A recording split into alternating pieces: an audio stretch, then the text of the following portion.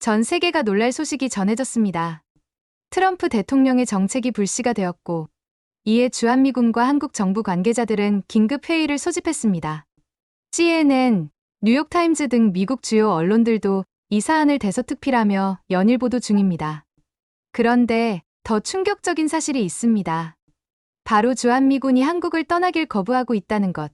트럼프의 방침에 강하게 반발하며 우리는 한국을 떠날 수 없다 고 외치고 있습니다. 도대체 무슨 일이 벌어진 걸까요? 한미 동맹을 뒤흔든 주한미군의 속마음, 지금 공개합니다. 안녕하세요. 저는 에릭 윌슨 중위입니다. 펜타곤에서 5년간 근무했죠. 한국이라는 나라는 지도에서만 봤고 실제로 가본 적은 없습니다. 그날은 미국 본토에서 휴가 중이었어요. 아침에 일어나 커피를 마시며 CNN을 틀었죠. 그때 화면에 대통령이 나타났습니다. 한국은 이제 충분히 부유한 나라입니다.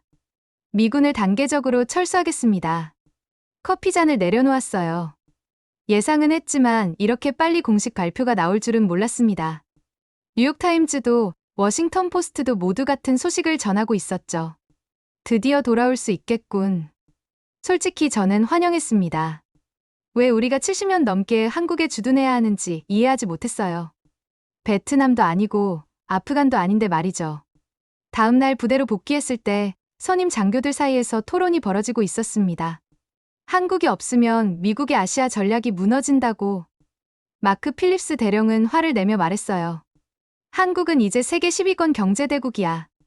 우리 보호가 필요 없어. 저는 마크 대령 편을 들었습니다. 왜 우리가 계속 위험을 감수하며 북한과 대치해야 하나요?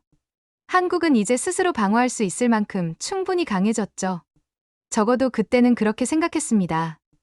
회의실을 나오는 길에 데이비드 밀러를 만났어요. 그는 한국에서 3년간 근무한 경험이 있었습니다. 에릭, 너 한국에 가본 적 있어? 없어. 왜? 데이비드는 의미심장한 미소를 지었죠. 넌 아무것도 모르는군. 그의 말뜻을 그때는 이해하지 못했습니다. 하지만 곧 알게 될 거라고는 상상도 못했어요. 그날 저녁 제 아파트로 돌아와 노트북을 펼쳤습니다. 한국에 대해 더 알아보고 싶었어요. 인터넷 검색창에 한국을 입력했죠.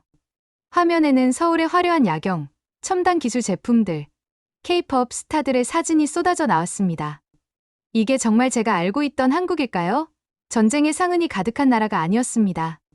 다음 날 아침 상관으로부터 전화가 왔어요. 윌슨 중위, 펜타곤에서 당신을 한국 파견, 관찰 임무에 선발했소. 한미 연합훈련을 참관하게 될 거요. 갑작스러운 발표에 저는 당황했습니다. 왜 하필 저인가요? 한국은 제가 가장 가고 싶지 않은 곳 중 하나였어요.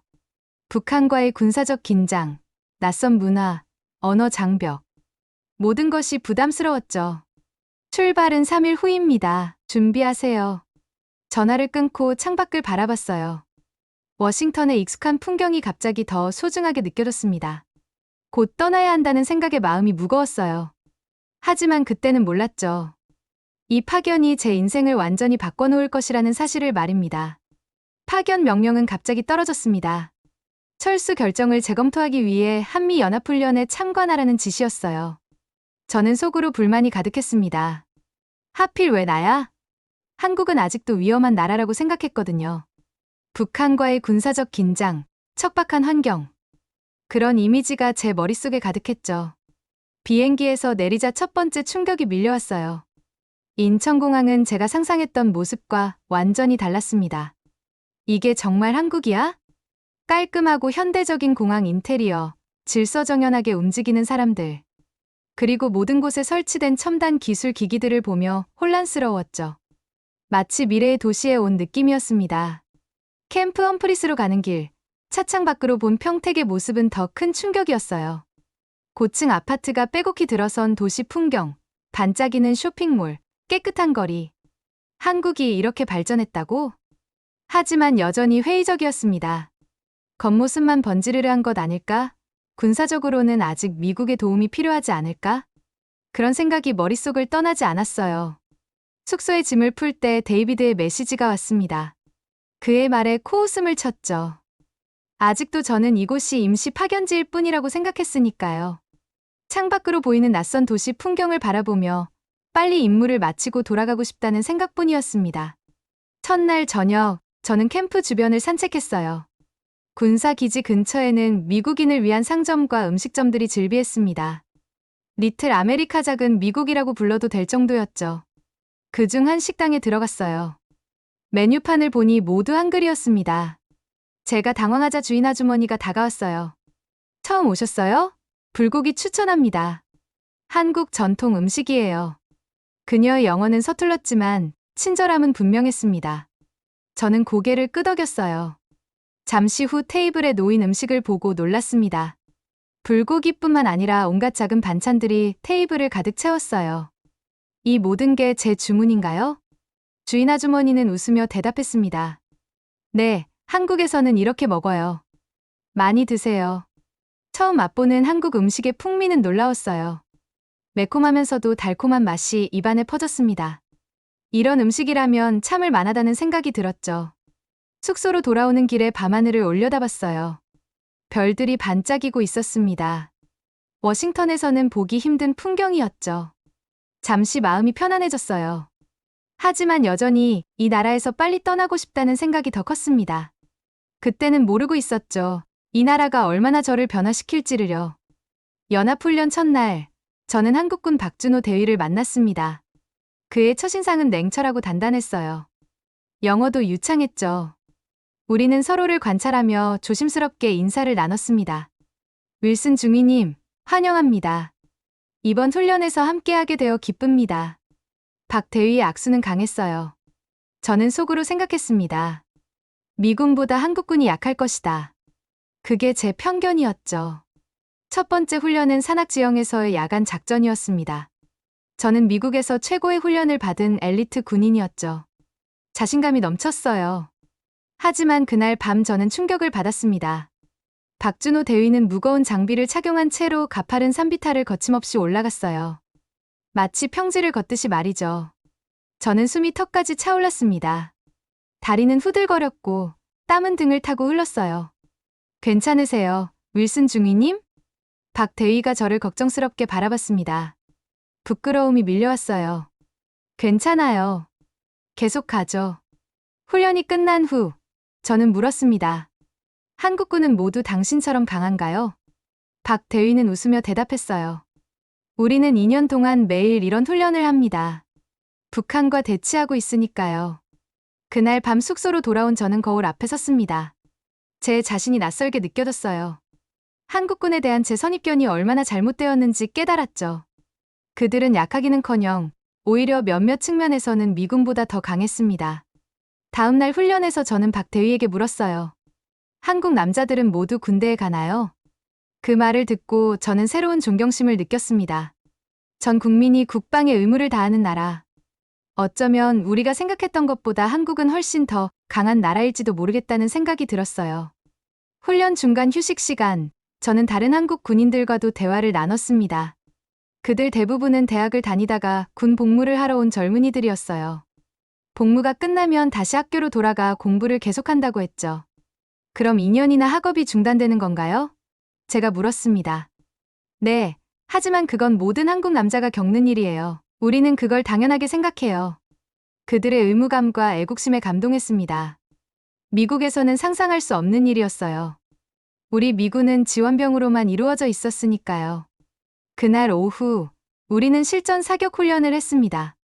박준호 대위는 모든 목표물을 정확히 맞췄어요.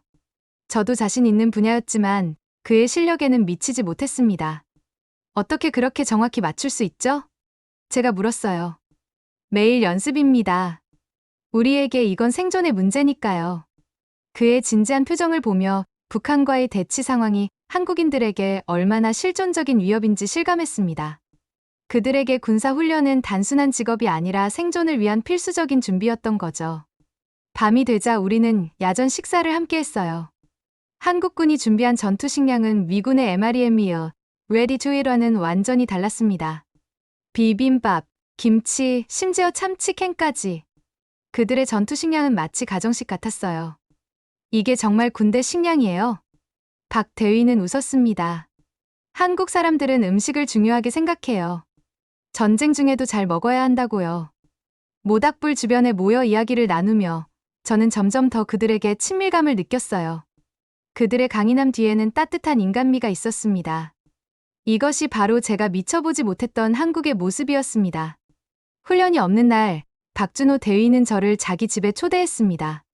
그의 아파트는 깔끔하고 현대적이었어요. 무엇보다 놀라웠던 것은 인터넷 속도였습니다. 인터넷 속도 측정해 볼래요? 박 대위의 제안에 저는 스마트폰을 꺼냈죠. 결과를 보고 눈을 의심했습니다. 이게 진짜 가정용 인터넷 속도 맞아요? 미국보다 10배는 빠른데. 박 대위는 웃기만 했어요. 그리고 더 놀라운 일이 벌어졌습니다. 밤 11시가 넘었는데 박 대위가 스마트폰을 꺼내더니 무언가를 주문했어요. 배고프시죠? 치킨 주문했습니다. 30분 안에 도착할 거예요. 저는 믿기지 않았습니다. 이 시간에 배달이 돼요? 한국에선 24시간 배달이 가능합니다. 새벽 3시에도 치킨을 먹을 수 있어요. 치킨이 도착했고 박 대위는 소주도 꺼냈습니다. 처음 마셔보는 소주의 맛은 독특했어요. 한 잔, 두 잔. 분위기가 무르익었죠. 한국에서 우리는 이렇게 친해집니다. 함께 먹고, 마시고, 이야기하면서요. 그날 밤 우리는 많은 이야기를 나눴습니다. 박 대위의 군 생활, 가족 이야기, 그리고 한국과 미국의 문화 차이에 대해서요. 다음 날, 저는 혼자 근처 도시를 탐험했어요. 밤 10시가 넘었는데도 거리는 안전했습니다. 여성들이 혼자 걷고 있는 모습도 보였어요. 미국의 많은 도시에서는 상상할 수 없는 광경이었죠. 정말 안전한 나라구나. 코너에 있는 편의점에 들어갔습니다. 24시간 영업하는 편의점은 마치 작은 백화점 같았어요. 음식, 생필품, 심지어 간단한 의류까지 있었습니다. 모든 것이 편리하게 설계되어 있었죠. 한국에 대한 제 생각이 서서히 바뀌기 시작했습니다. 이곳은 제가 상상했던 것과는 완전히 다른 나라였어요. 다음 날 아침, 저는 지하철을 타보기로 했습니다. 역사는 깨끗했고, 안내 표지판은 한글과 영어로 병기되어 있었어요. 지하철 내부는 조용했고, 승객들은 대부분 스마트폰을 보거나 책을 읽고 있었습니다. 이렇게 조용한 지하철은 처음이네. 뉴욕 지하철의 소음과 혼잡함에 익숙한 저에게 서울 지하철은 마치 다른 세상 같았어요. 지하철역에서 내려 근처 카페에 들어갔습니다. 바리스타는 유창한 영어로 저를 맞이했어요. 아메리카노 한 잔 주세요. 네, 손님. 미국에서 오셨나요? 그녀와 잠시 대화를 나누며 많은 한국인들이 영어를 공부한다는 사실을 알게 되었습니다. 국제 경쟁력을 갖추기 위해서라고 했죠. 커피를 마시며 창밖을 바라봤어요. 세련된 옷차림의 사람들이 바쁘게 오가고 있었습니다. 오후에는 대형 쇼핑몰을 방문했어요. 모든 유명 브랜드 매장이 있었고 첨단 가전제품들이 전시되어 있었습니다. 한 전자제품 매장에서 새로 출시된 스마트폰을 구경했어요. 이건 아직 미국에서 출시되지도 않았는데 한국이 전자기기 분야에서 얼마나 앞서 있는지 실감했습니다. 그날 저녁 박준호 대위에게 문자를 보냈어요. 오늘 서울을 구경했어. 정말 놀라운 도시야. 그의 답장이 곧 왔습니다. 이제 조금씩 한국을 이해하기 시작하시는군요. 내일은 더 재미있는 곳으로 안내해 드릴게요. 침대에 누워 천장을 바라보며 생각했어요. 한국은 제가 알던 나라가 아니었습니다. 고정관념과 편견으로 가득 찬 제 시각이 점점 깨지고 있었죠. 이것이 바로 데이비드가 말했던 것일까? 그가 왜 한국을 그렇게 그리워했는지 조금씩 이해가 되기 시작했습니다. 3주가 지났을 때 새로운 소식이 들려왔습니다. 대통령이 다시 한번 철수 의지를 강하게 표명한 것이죠. 미군 내부에서도 찬반 논쟁이 격화됐어요. 제 상관인 마크 필립스 대령은 화상회의에서 단호하게 말했습니다. 우리는 떠나는 것이 맞아. 한국은 이제 우리 도움 없이도 잘 살 수 있어. 하지만 데이비드 밀러 병사를 비롯한 다른 미군들은 다른 의견이었죠. 우리가 떠나면 중국이 힘을 얻게 돼요. 아시아 전략이 무너진다고요. 저는 점점 혼란스러워졌습니다. 처음에는 철수를 찬성했지만 이곳에서 보낸 시간이 길어질수록 생각이 바뀌고 있었어요. 한국군과 함께 훈련하고 이 나라의 문화를 경험하면서 미국과 한국의 관계가 단순한 군사적 동맹 이상이라는 것을 깨닫기 시작했죠. 어느 날 밤, 박준호 대위와 함께 술을 마시고 있을 때였습니다. 그가 조용히 물었어요. 윌슨 중위님은 어떻게 생각하세요? 미군이 철수해야 한다고 생각하나요? 저는 잠시 생각했습니다. 한 달 전에 저와 지금의 제가 같은 질문에 다른 대답을 할 것이라는 사실이 놀라웠어요. 모르겠어요. 처음엔 그렇게 생각했지만 지금은 박 대위는 말을 이었습니다. 우리에게 미군은 단순한 군사력 이상입니다. 70년의 역사와 우정이 있죠. 그 말을 듣는 순간 무언가가 제 마음속에서 울림을 주었어요. 한미동맹은 단순한 전략적 관계가 아니었습니다. 그것은 역사와 인간적 유대, 그리고 공통의 가치를 기반으로 하는 깊은 관계였죠. 그날 밤 숙소로 돌아오는 길에 한국의 밤거리를 바라보며 생각했습니다. 내가 과연 이 모든 것을 두고 떠날 수 있을까? 다음 날 아침, 마크 대령에게서 전화가 왔습니다. 그의 목소리는 긴박했어요. 에릭, 철수 계획이 빨라질 수도 있어. 창원에서 예산 조정안이 통과됐다고 해. 그게 무슨 의미인가요? 향후 1년 내에 주한미군 병력의 30%를 감축할 수도 있다는 뜻이야. 전화를 끊고 창밖을 바라봤습니다. 기지 앞에서는 한국 시민들이 소규모 집회를 열고 있었어요. 그들의 손에는 한미동맹 영원하라는 피켓이 들려 있었습니다. 그날 오후, 저는 기지 내 다른 미군들과 대화를 나눴어요. 의견은 크게 둘로 나뉘었습니다. 한 그룹은 철수를 환영했고, 다른 그룹은 우려했죠. 드디어 집에 갈 수 있겠군, 한 병사가 말했어요. 바보 같은 소리 마, 데이비드가 반박했습니다. 우리가 떠나면 동아시아 전체의 균형이 무너져. 중국이 더 강해질 거야. 그게 우리와 무슨 상관이야? 한국은 이제 충분히 부자잖아. 군사력은 돈만으로 해결되는 게 아니야. 우리의 존재만으로도 억제력이 생기는 거라고. 토론은 점점 격렬해졌어요. 저는 조용히 듣고만 있었습니다. 예전 같았으면 당연히 철수를 지지했겠지만 지금은 확신이 서지 않았어요. 저녁에 저는 이선영 외교부 고위 관료와 만났습니다. 그녀는 미군 철수 문제와 관련해 한국 정부의 입장을 전달하기 위해 기지를 방문한 것이었죠. 미군의 주둔은 단순한 군사적 문제가 아닙니다. 그녀가 말했어요. 그것은 70년간 이어온 두 나라의 굳건한 동맹의 상징이죠. 하지만 한국은 이제 스스로를 방어할 만큼 충분히 강해졌지 않나요? 군사적으로만 보면 그럴 수도 있습니다. 하지만 이건 심리적인 문제이기도 해요. 미군의 철수는 북한과 중국에게 잘못된 신호를 줄 수 있습니다. 그녀의 말에는 설득력이 있었어요. 동맹이란 단순히 군사력의 합이 아니라 서로에 대한 약속과 신뢰였습니다. 미군의 철수가 가져올 상징적 의미는 실제 군사력 감소보다 더 클 수도 있었죠. 밤이 깊어갈수록 제 마음속 갈등도 깊어졌습니다. 한국에 대한 제 시각이 완전히 바뀌고 있었어요. 처음에는 불필요한 부담으로만 여겼던 한미동맹이 이제는 보존할 가치가 있는 중요한 관계로 보이기 시작했습니다. 시간이 흐를수록 저는 한국에 점점 더 익숙해졌습니다. 박준호 대위와 함께하는 시간이 늘어났고 우리는 진정한 친구가 되었어요. 그의 도움으로 저는 한국어를 배우기 시작했습니다. 안녕하세요. 저는 에릭입니다. 처음으로 한국어 문장을 완성했을 때 박 대위는 박수를 쳤죠. 발음이 좋네요. 한국어를 배우면서 이 나라의 문화를 더 깊이 이해하게 되었습니다. 경복궁을 방문했고 한복을 입어보기도 했어요. 재래시장에서 떡볶이를 먹으며 한국의 서민 문화를 경험했습니다. 어느 날 저는 데이비드와 통화를 했어요. 그는 이미 전역한 후 한국에 남아 영어 강사로 일하고 있었습니다.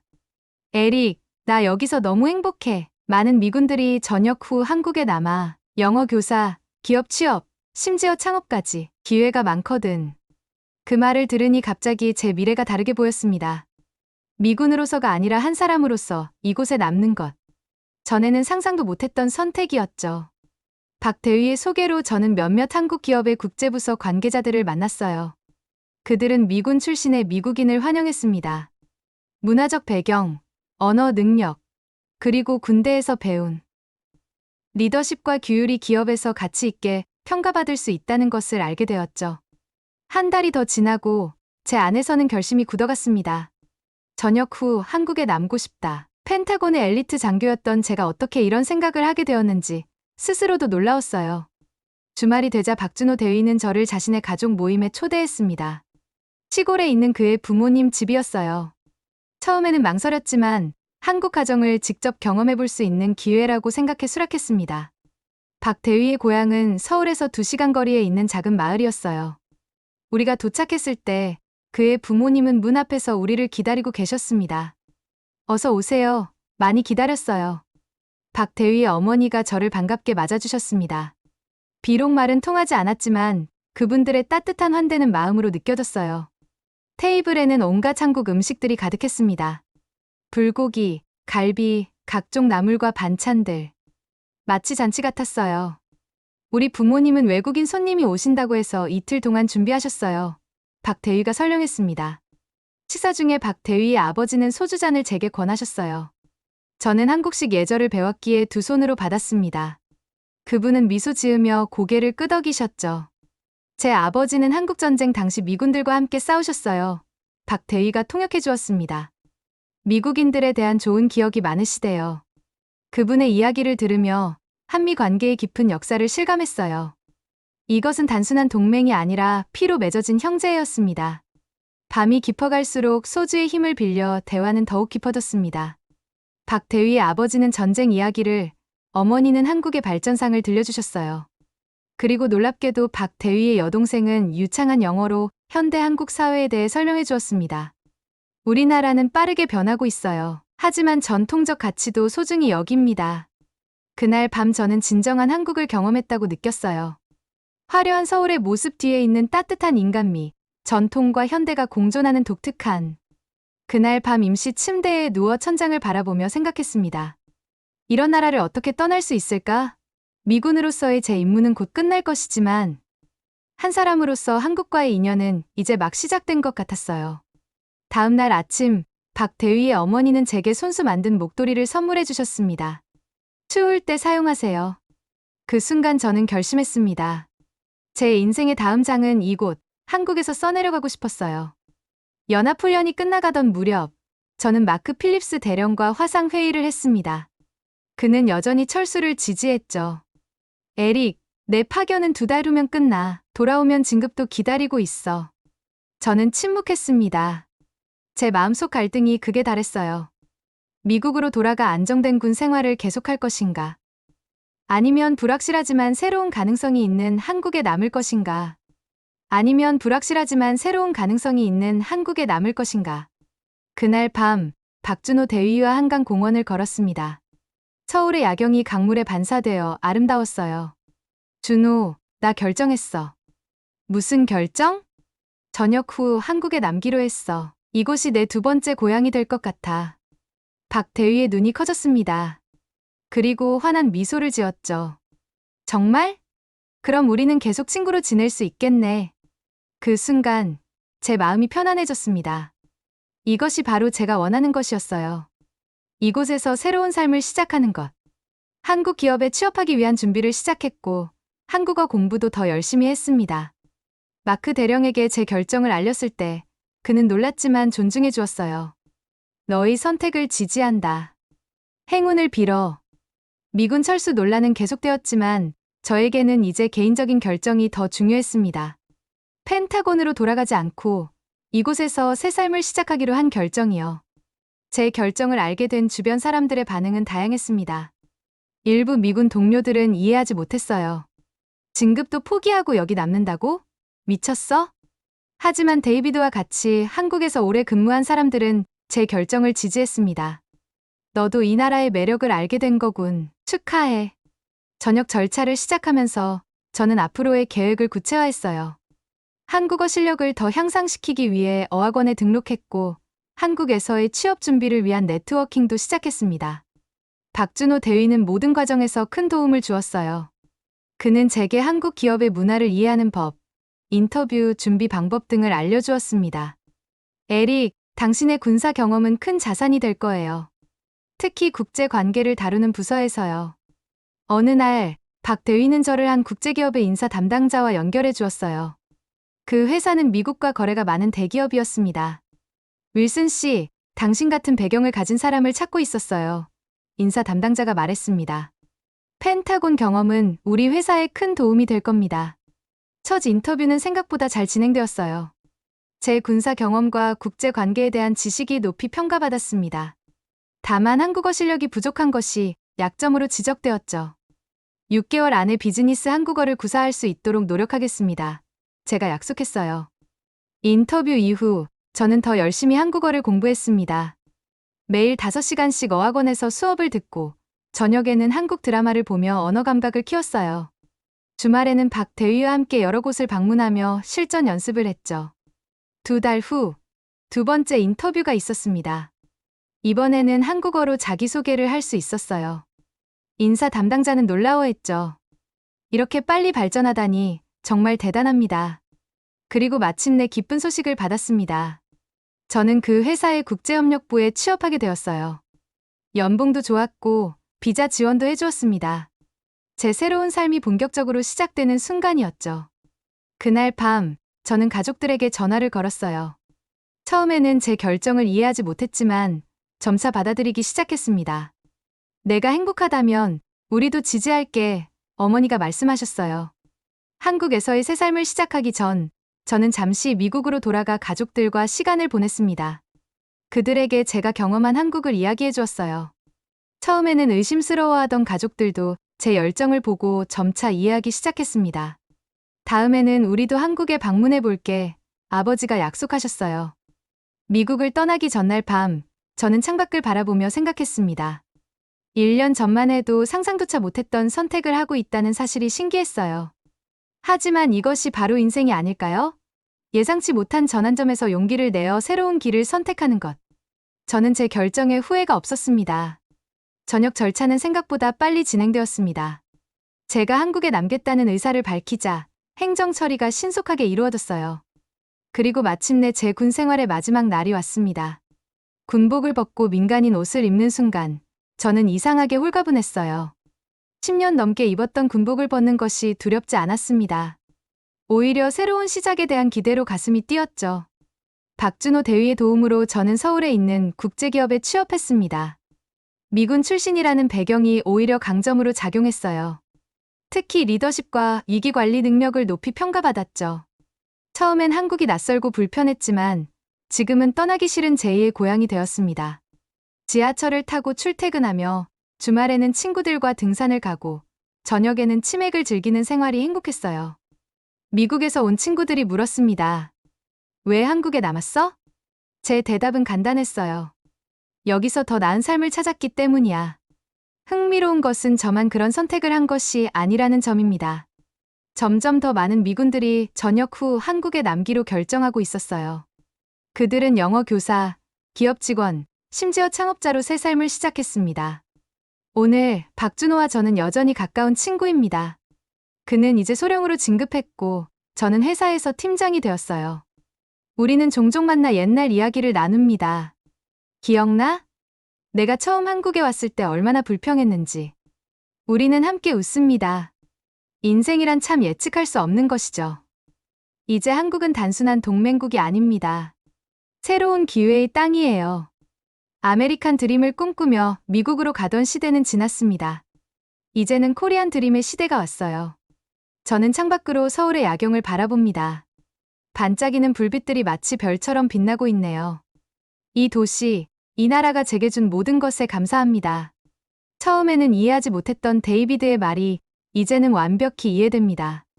넌 아무것도 모르는군. 맞아요. 저는 정말 아무것도 몰랐습니다. 하지만 지금은 알게 되었어요. 한국이라는 나라의 진정한 모습을, 그리고 제 자신의 진정한 모습을요. 회사에서의 제 역할은 미국과 한국 사이의 문화적, 비즈니스적 가교 역할이었습니다. 제 군사적 배경과 한국 문화에 대한 이해가 큰 자산이 되었어요. 처음에는 언어의 장벽이 있었지만 1년이 지나자 비즈니스 한국어를 꽤 유창하게 구사할 수 있게 되었습니다. 윌슨 팀장님, 오늘 미국 지사와의 화상회의를 진행해 주시겠어요? 이제 저는 두 문화 사이를 자유롭게 오가는 문화적 통역사 같은 존재가 되었습니다. 미국인들에게는 한국의 비즈니스 문화를, 한국인들에게는 미국의 방식을 설명해주는 역할이었죠. 주말에는 종종 데이비드와 다른 전역 미군들과 만남을 가졌어요. 우리는 코리안 드리머스라는 모임을 만들었습니다. 한국에서 새 삶을 시작한 미국인들의 네트워크였죠. 서로의 경험을 나누고 새로운 사람들에게 조언을 해주는 자리였어요. 처음엔 다들 한국을 떠나려고 했지만 결국 남게 된 사람들이죠. 데이비드가 농담처럼 말했습니다. 우리의 이야기는 미국 언론에도 소개되었어요. 미군들이 전역 후 한국에 남는 이유 같은 제목의 기사들이 실렸습니다. 미군 철수 논란과 맞물려 우리의 선택은 흥미로운 관점을 제공했죠. 미군으로서는 떠나지만 개인으로서는 남는다. 어느 날 제 부모님이 한국을 방문하셨습니다. 그들에게 서울을 구경시켜 드리고 한국 음식도 소개했어요. 처음에는 낯설어 하셨지만 점차 이 나라의 매력에 빠져드셨습니다. 이제 내가 왜 여기 남기로 했는지 이해가 되는구나. 아버지가 말씀하셨어요. 3년이 지난 지금 저는 완전히 한국 생활에 적응했습니다. 한국 여자친구도 생겼고 결혼도 고려하고 있어요. 그녀는 제게 더 깊은 한국 문화를 가르쳐 주었고 저는 그녀에게 미국 문화를 소개했습니다. 서로의 차이를 존중하며 우리는 새로운 문화적 하모니를 만들어가고 있습니다. 이제 제 이야기는 많은 사람들에게 영감을 주고 있어요. 편견을 버리고 새로운 문화를 받아들이면 예상치 못한 행복을 찾을 수 있다는 메시지를요. 한국과 미국 두 나라는 단순한 동맹 이상의 깊은 인간적 유대로 연결되어 있다는 사실도 깨달았습니다. 동료들은 종종 물어봅니다. 미국으로 돌아갈 생각 없어요? 제 대답은 항상 같습니다. 여기가 제 집이에요. 저는 이미 돌아왔습니다. 가끔은 불편한 점도 있어요. 문화적 차이로 인한 오해, 여전히 부족한 언어 능력, 고향에 대한 그리움. 하지만 그 모든 것을 상쇄할 만큼 이곳에서의 삶은 풍요롭습니다. 저는 이제 코리안 드림의 살아있는 증인입니다. 한때는 미군 철수를 지지했던 제가 이제는 개인적으로 한국에 주둔하게 된 아이러니. 그러나 이것이 바로 인생의 아름다움이 아닐까요? 우리가 가장 예상하지 못했던 곳에서 행복을 찾는 것. 오늘도 저는 서울의 아침을 맞이합니다. 창밖으로 보이는 활기찬 도시, 지하철로 향하는 사람들, 24시간 불이 꺼지지 않는 편의점. 이 모든 것이 제 일상이 되었어요. 한때는 낯설고 불편하게 느껴졌던 것들이 이제는 편안한 일상이 되었습니다. 이것이 바로 코리안 드림의 실현이에요. 단순히 경제적 성공이 아니라 새로운 문화 속에서 자신의 진정한 모습을 발견하는 여정. 저는 한국에서 제2의 인생을 찾았습니다. 그리고 이 여정은 아직 끝나지 않았습니다. 그것이 바로 오늘날의 대한민국입니다. 지금까지 군사 강국 대한민국에 감탄한 해외 사연이었습니다. 이 이야기가 여러분께 새로운 시각과 영감을 주었기를 바라며 더 많은 곳에서 사람을 위한 혁신과 따뜻한 변화가 일어나길 진심으로 기원합니다. 여러분의 생각을 댓글로 남겨주세요. 그리고 감동적인 이야기를 주변과 공유하며 함께 이야기 나눠보세요. 구독과 좋아요, 알림 설정은 더 좋은 콘텐츠 제작에 큰 힘이 됩니다. 오늘도 살기 좋고 행복한 대한민국, 이 나라의 국민인 당신을 응원합니다. 지금까지 감동을 전하는 감동에 취한다였습니다. 시청해주셔서 감사합니다.